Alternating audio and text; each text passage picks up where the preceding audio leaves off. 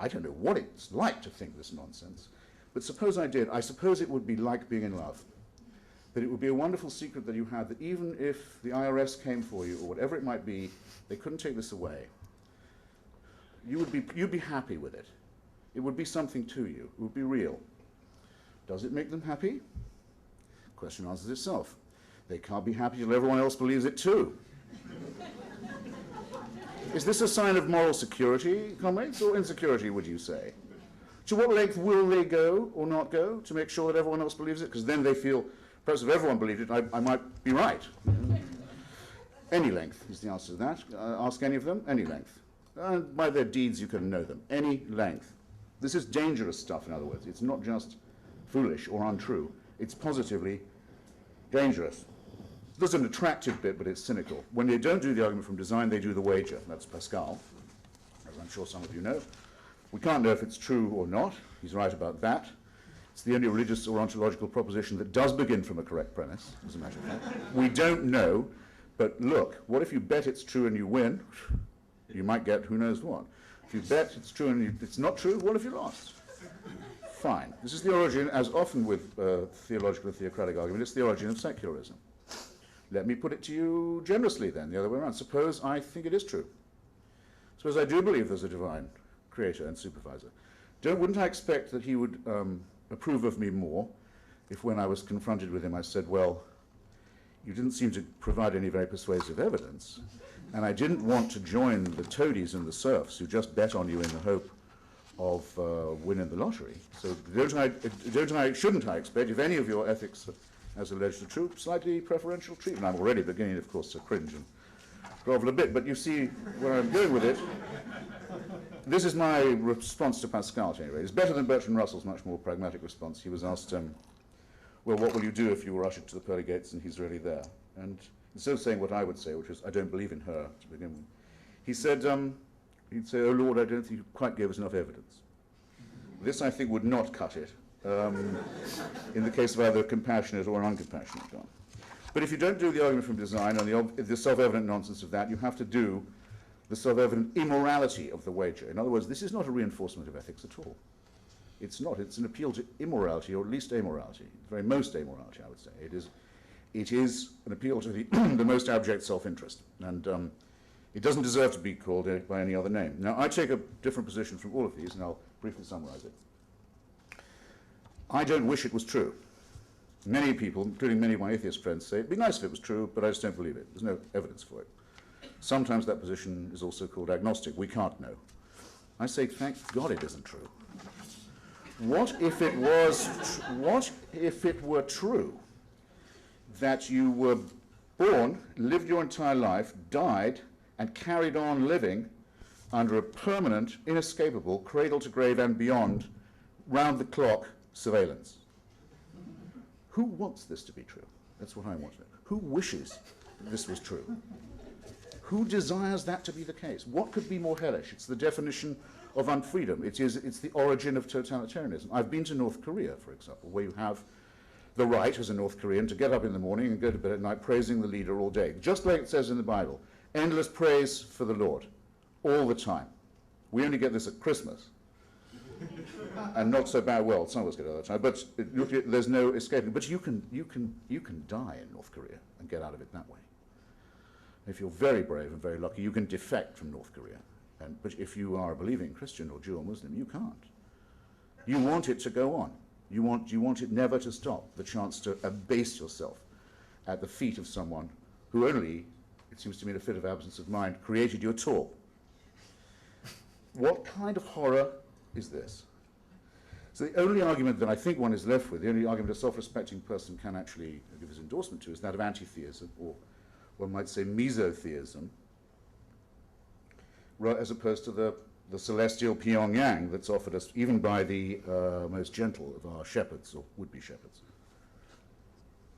2 minutes is all I need to round up. Some people say, well, it's obviously all nonsense and so on, and some of it's rather sinister, and some of it is a bit dangerous. But look, people often behave better because of it. It's a way of inculcating ethics. Not everyone's going to do philosophy. Not everyone's going to do physics. You know, if they go to church, they'll hit that. All right, then. This is probably not the worst place to suggest the current example. It exercises us all just take the one case, the Holy Land itself, the land of Palestine, Israel. I once heard Abba Eban make a speech in this very city. He was then Israeli foreign minister, saying the great thing about this dispute is it's easy to solve. You don't always hear that, but it's true. Ever since the Balfour Declaration and before, it's been very clear. There are two populations roughly equivalent in size, not exactly, in the same territory with good claims to it. Partition, a share out. It could be done easily. Most Jews support it in America and in Israel. It is, officially at least, this is open to doubt in some ways, the view of the PLO, it's the view of the international community, it's certainly the view of many Palestinians, a two-state solution. Why is that impossible? A group of Messianic settlers who believe that if they can pull all Jews into Palestine from around the world and make them all convert to the right orthodoxy, the Messiah will come. They are opposed by a group of people who say, you're quite wrong in thinking God gave this land to the Jews. It's absolutely untrue. In fact, we know to the contrary, he gave it to the Muslims. And you must all get out. And your people must all either die or go home. They make progress difficult too, and I don't need to tell you what the other faces of Islamic jihad are like.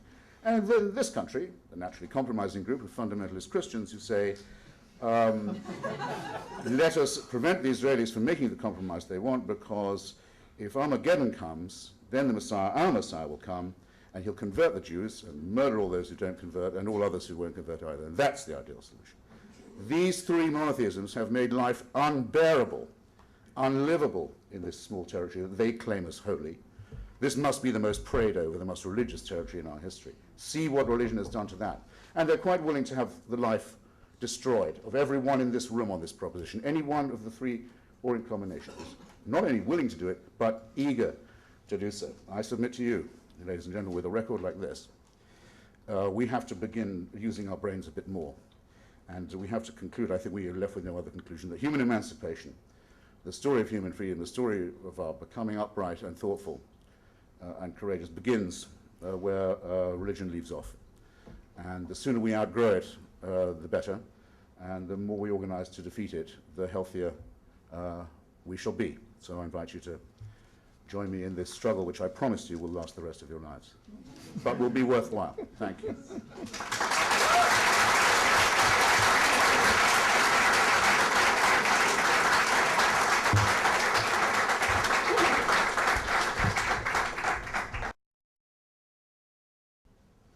Good evening, ladies and gentlemen. After hearing Christopher Hitchens trash Judaism, Christianity, Islam,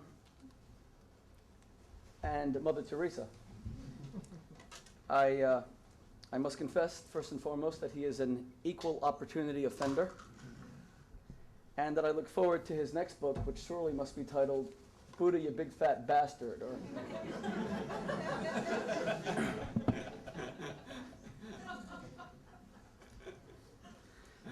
I've debated the subject of God and religion against many eminent scholars and writers, indeed an extremely worthy adversary this evening. And I started this at the University of Oxford, where I served as rabbi for 11 years. And every year, at the beginning of the year, we had a science versus religion debate, featuring Professor Richard Dawkins every time, who was noted as arguably the world's best-known evolutionist, Professor Colin Blakemore, the most illustrious names, mostly in evolutionary doctrine. And at first I was convinced that religion and the people we put up against them, including myself, would be positively trounced by the scientists. Because science replaced religion. Because religion has been proved to be everything that Christopher Hitchens said it is. Hollow and vacuous, murderous and evil.